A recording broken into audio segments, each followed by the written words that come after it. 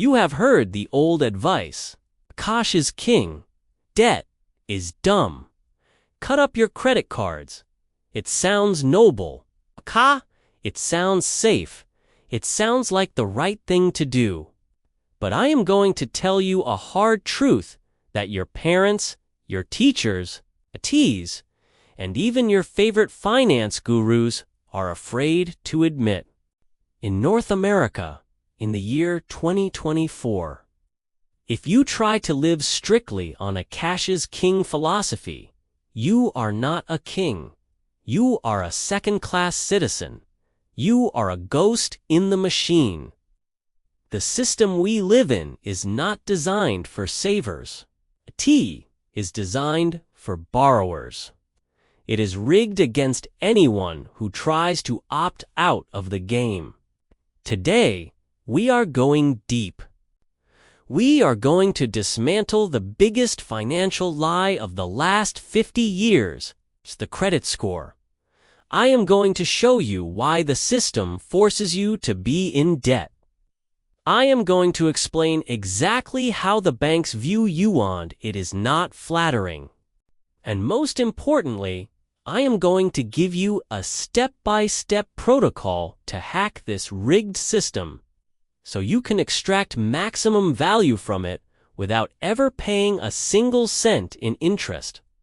Buckle up, we are going down the rabbit hole. To understand the absurdity of the system, we need to look at two different men. Let's call them Mike and Tom. First, meet Mike. Mike is a successful freelance software engineer. He pulls in $150,000 a year. Net. Mike is old school. He believes in ownership. He drives a 10-year-old Toyota that he bought with hard-earned cash. He rents a modest place. He has 0 student loans, 0 consumer debt. And in his high-yield savings account, Mike has $50,000 sitting there, ready for an emergency. Mike's philosophy is simple. If I can't pay for it today, I don't buy it. He uses a debit card for everything. He refuses to use credit cards because he hates the idea of owing anyone anything. Now, meet Tom. Tom works a mid-level corporate job in HR. He makes $65,000 a year. Less than half of Mike's income. Tom looks successful. He leases a brand new BMW 3s. He wears an Apple Watch on finance. He has $30,000 in student loans that have been deferred twice. Tom has 5 different credit cards in his wallet. His total credit card debt is about $4,000, which he revolves from month to month. He lives paycheck to paycheck. If he lost his job tomorrow, he would be insolvent within 2 weeks. On paper, Mike is wealthy, Tom is broke, Mike is free. Tom is a slave to his monthly payments. But here is where the story gets dark. Both Mike and Tom decide to move to the big city. They both apply for the same luxury apartment complex in downtown Toronto or New York. The leasing agent runs their files. First, she looks at Mike. She sees his income. It's great, but then she runs his background check. The system returns ANA, no score available, or maybe a thin file warning. Because Mike hasn't borrowed money in 10 years, he is invisible to the credit bureaus. The leasing agent frowns. To her, Mike is a high-risk applicant. "I'm sorry, sir," she says. "Without a credit history, we can't verify your reliability. We would need a co-signer. Or you need to pay 6 months of rent up front as a security deposit. 6 months' rent, up front, just to prove he isn't a criminal. Then she looks at Tom. She sees the debt. She sees the lease payments. But then she looks at the magic number. Keiko's score, 780. Tom has never missed a minimum payment. He is a loyal servant to the banks. He pays his tribute on time every month. The leasing agent smiles. "Welcome home, sir. No security deposit needed. When can you move in?" Do you see the problem? In the eyes of the bank, and in the eyes of society, creditworthiness has nothing to do with wealth. It has nothing to do with how much money you actually have. It is a measurement of how good you are at being a profitable customer for the lenders. Mike is a bad customer. He generates no profit. Tom is a perfect customer. He generates a steady stream of interest payments. The system rewards Tom, and it punishes Mike. Let's break down the black box. What exactly is this 3-digit number that controls our lives? The FICO score, which is the standard in the US. And similarly, the models used by Equifax and TransUnion in Canada was introduced in 1989.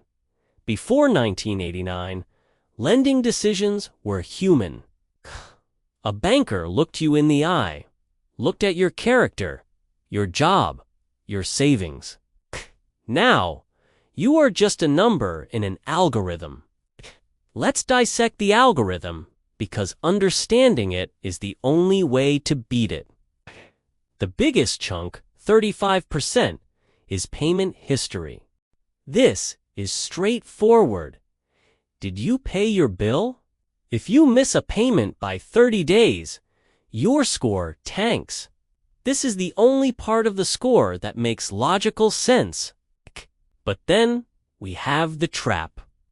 30% of your score is amounts owed, also known as credit utilization. This is where they get you. The system is designed to penalize you if you don't play. If you have 0 credit cards, your utilization is technically undefined or 0 on a non-existent limit. Your score suffers. To get a perfect score, you must have debt capacity. You must have open lines of credit. But you cannot use too much of it.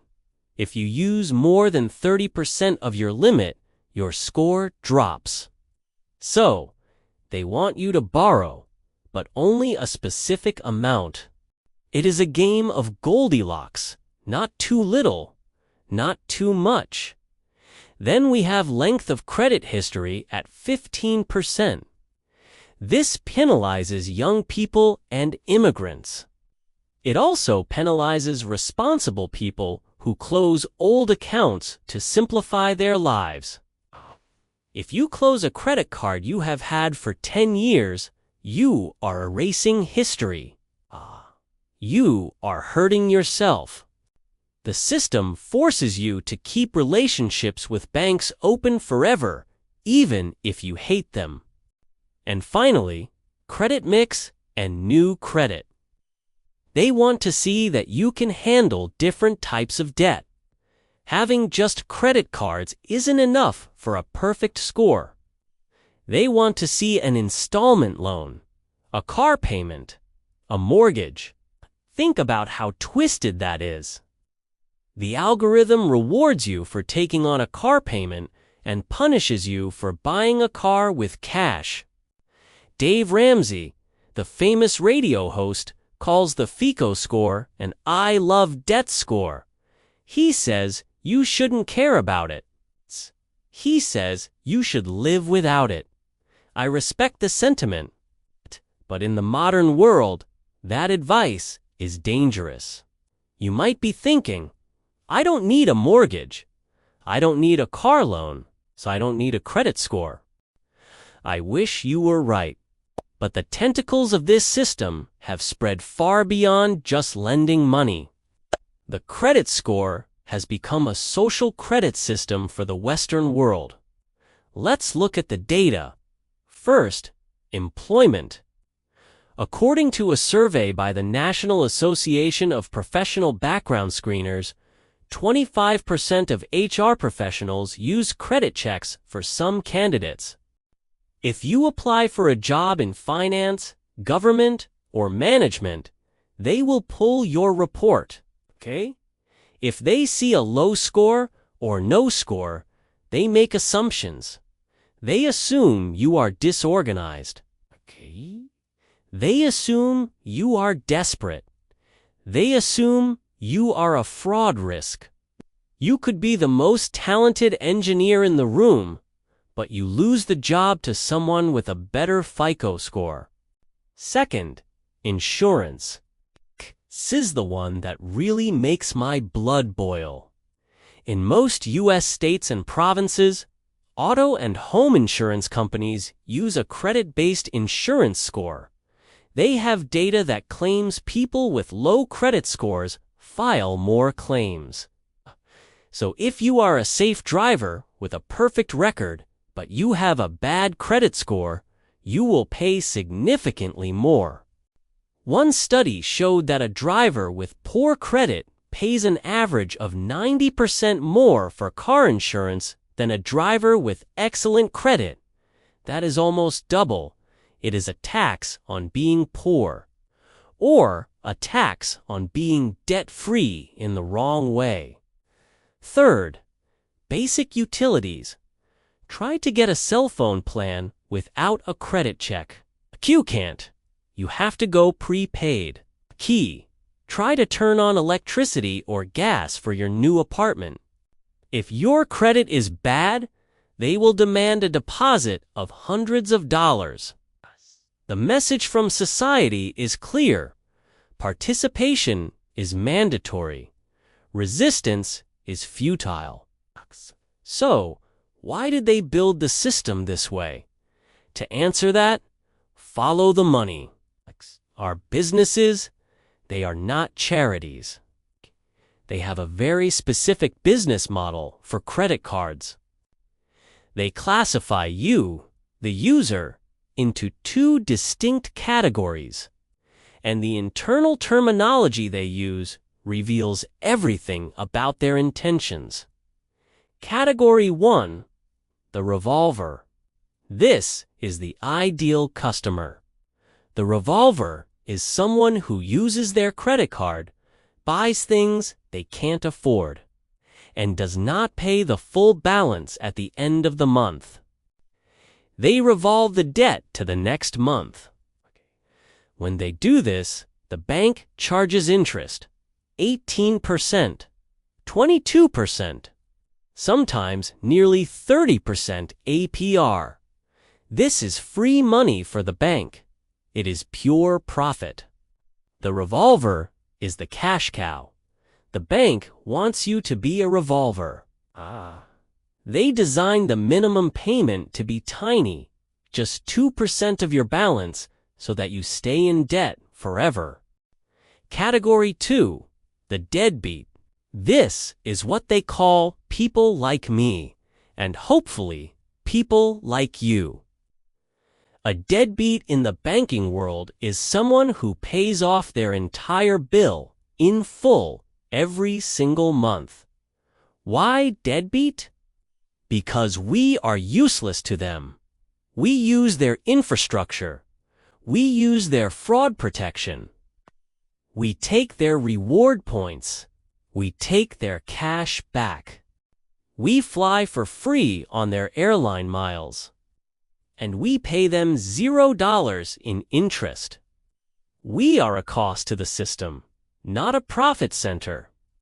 The entire marketing machine of the banking industry is designed to lure you in with the promise of rewards, hoping that one day you slip up. One day you lose your job. One day you have a medical emergency. And boom, you miss a payment. You can't pay in full. you transition from a deadbeat to a revolver. That is the trap. So, how do we win? We win by becoming the king of the deadbeats.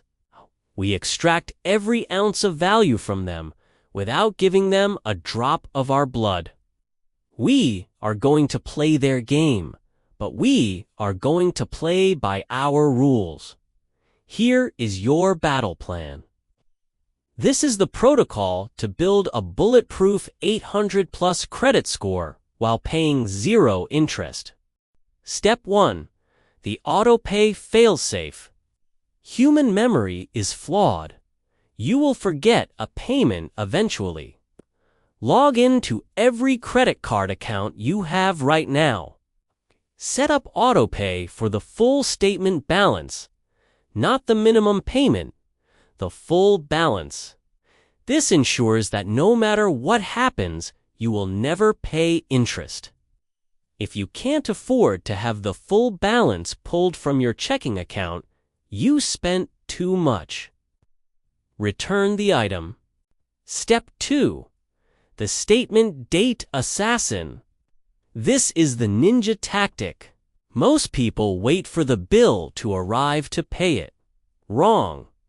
If your limit is $1,000 and you spend $500, when the bill cuts, the bank tells the credit bureau, this guy is using 50% of his limit. 50% utilization is high. Your score drops. Here's the hack. Find out your statement closing date. Pay off your current balance 3 days before that date.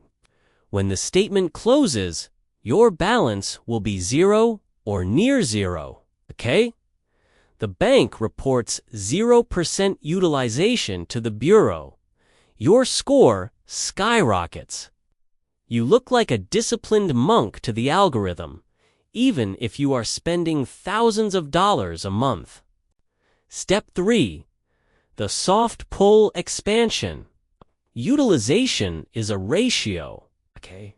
Balance divided by limit.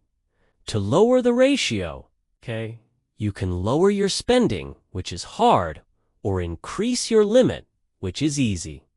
Every 6 months, ask your credit card issuer for a credit limit increase. But this is crucial. Ask them if it will be a soft pull or a hard pull. Only do it if it is a soft pull. This doesn't hurt your score. Step 4. The sock drawer method. Do not close your old cards. I repeat, do not close them. Okay, not old student card with the terrible, ugly design.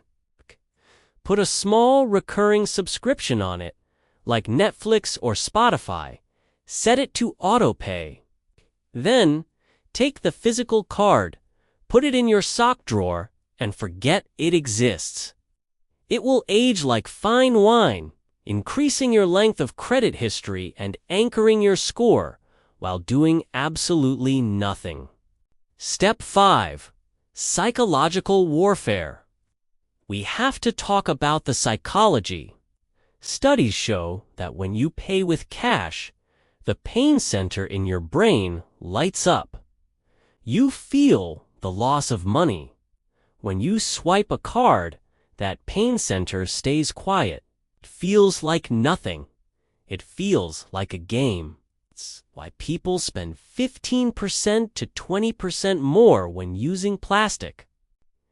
To fight this, you need to check your transactions daily, not monthly, daily. Force your brain to see the numbers go down. Use an aggregator app like Mint or YNAB. You need a budget. Make the spending feel real. The system is rigged. There is no denying that. It is a system built on the backs of the poor and the financially illiterate. It sucks value from the middle class and transfers it to the shareholders of Visa, MasterCard, and the big banks. You have every right to be angry. But getting angry won't fix your finances. Opting out won't protect you. If you try to live as a cash-only ghost, you are bringing a knife to a gunfight. You will pay more for insurance, you will struggle to find housing, and you will be blocked from opportunities. The only way to win is to infiltrate. Wear the camouflage. Look like the perfect customer. Build that 800 credit score. But be a Trojan horse. Use their cards to get 2% cashback on everything you buy. That is a 2% discount on life. Use their sign-up bonuses to pay for your next vacation. Use their insurance to protect your purchases. But never give them the satisfaction of earning interest off your labor. Be the deadbeat they fear. Be the anomaly in their algorithm. That is not just smart finance. That is an act of rebellion. So, I have a question for you. Open your wallet. Look at your credit cards. Are those tools working for you? Or are you working for them? Are you a deadbeat? Or are you a revolver? Think about it. And if you want to learn how to legally hide that money once you've saved it, hit that subscribe button. We are just getting started. Class dismissed.